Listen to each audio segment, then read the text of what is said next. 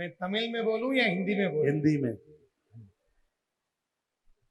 पंकज उदास का एक गाना है, सबको मालूम है मैं शराबी नहीं हूं, फिर भी कोई पिलाया तो मैं क्या करूं। ऐसे माफी से मुझे हिंदी में बोलने का इतना नहीं आता है, फिर भी महाराज जी के वाणी सुनने के बाद में मैं भी बोलना चालू हो गया, मैं क्या करूं।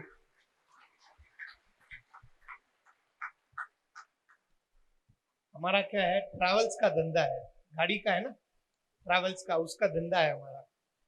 कुछ साल पहले हमारे पिताजी ने एक यात्री से बात किया था, वो उनको कन्याकुमारी जाना था। कन्याकुमारी यहाँ से 300 किलोमीटर दूर है।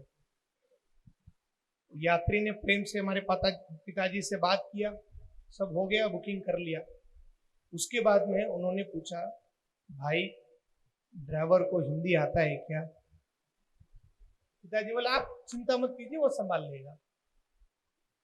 ड्राइवर बुकिंग हो गया, ड्राइवर को बोल दिया। ड्राइवर शाम को आया, बोला, भाई साहब यात्री को तमिल आता है क्या? Oh no. ये बोले, नहीं आता है, तुम चिंता मत करो, कुछ भी पूछे तो नो प्रॉब्लम बोल देना। गाड़ी में बैठ गए, यहां से 40 किलोमीटर दूर गए। 6 जने थे, उनमें से एक जने ने पूछा, भाई साहब गाड़ी रोको, पेशाब करना है। ये बोला, नो प्रॉब्लम। और 10 किलोमीटर गया, उसको जोर से आया तो बोला, भाई साहब गाड़ी रोको, पेशाब करना है, भाई साहब गाड़ी रोको। ये बोला, नो प्रॉब्लम नो प्रॉब्लम। गाड़ी में एक लकड़ी पड़ा था, उसको उसने उठाया, यात्री ने, ये डर के मारे रोका, वो जाके पेशाब करके आ गया। अब आप देखिए, यहां से 300 किलोमीटर कन्याकुमारी जाने में भाषा नहीं मालूम है तो कितना तकलीफ होता है। आप लोगों को पूरे भारत से इतनी जगहों से आपको रामेश्वरम लेके आने में हमारे महाराज जी को और उनके साथियों को कितना तकलीफ हुआ होगा, मगर महाराज जी ने कैसे संभाला था? केवल और केवल भगवान का पूरा आशीर्वाद महाराज जी के ऊपर था, इसीलिए उसको संभाला था। एक और कहानी, हमारे पिताजी क्या है, एक डॉक्टर के पास गए, कान के डॉक्टर के पास में, कि बोले हमारी वाइफ को कान का सुनता नहीं है ठीक से, ऑपरेशन करना है, कितना खर्चा होगा? तो बोले, जितना दूर से नहीं सुनता है उस हिसाब से पैसा लगेगा। Oh no. हमारे पापा टेस्ट करने के लिए घर पे गए, घर के दरवाजे से हमारे मम्मी को बुलाए, बोले आज क्या सब्जी लेके आना है? वापस कोई आवाज नहीं आया। फिर दूसरे गेट जो हॉल है ना, घर के हॉल में आए, पूछे आज क्या सब्जी लेके आना है? फिर भी जवाब नहीं आया। और किचन में अंदर रसोई में गए, बोले अरे इतनी देर से पूछ रहा हूं, तो जवाब क्यों नहीं दे रहे हो, क्या सब्जी लाना है आज? हमारे मम्मी ने प्रेम से बोला है, आप जब बाहर से पूछे तभी मैंने बोल दिया था आलू और बैंगन लाना है। तीनों बार मैंने बोल दिया था।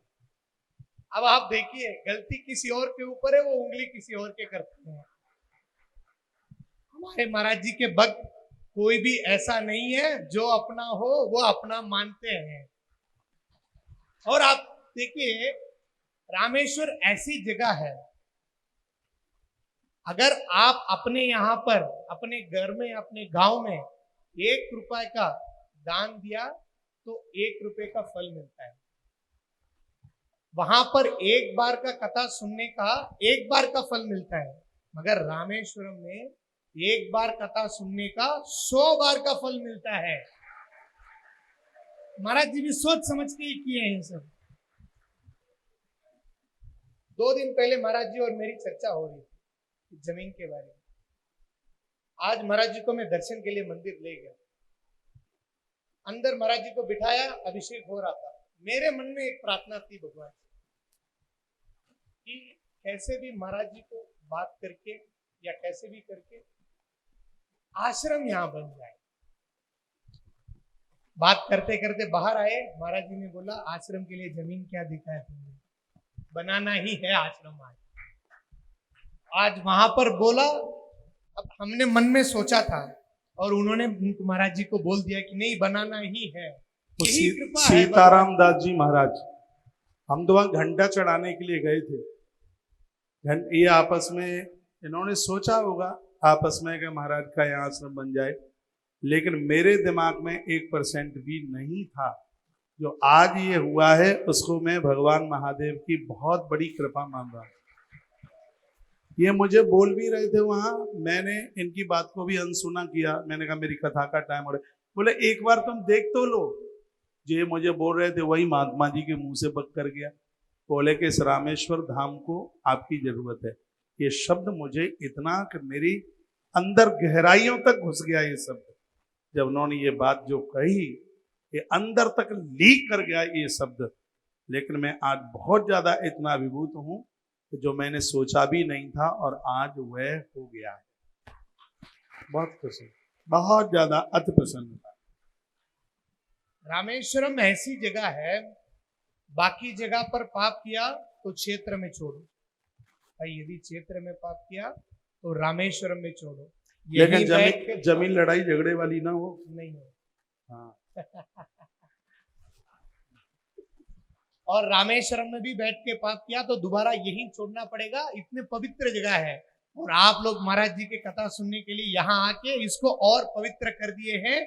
हम इसके लिए आभार हैं आपका। बोले रामेश्वर भगवान की जय। कार्यक्रम की अच्छी, बहुत अच्छी ऐसे व्यवस्था मैं बहुत सी कथा में जा चुका हूँ और रामेश्वरम में हर जगह पर कथा होती रहती है और इतनी अच्छी व्यवस्था, इतनी सुविधाओं के साथ में मैंने नहीं देखी है।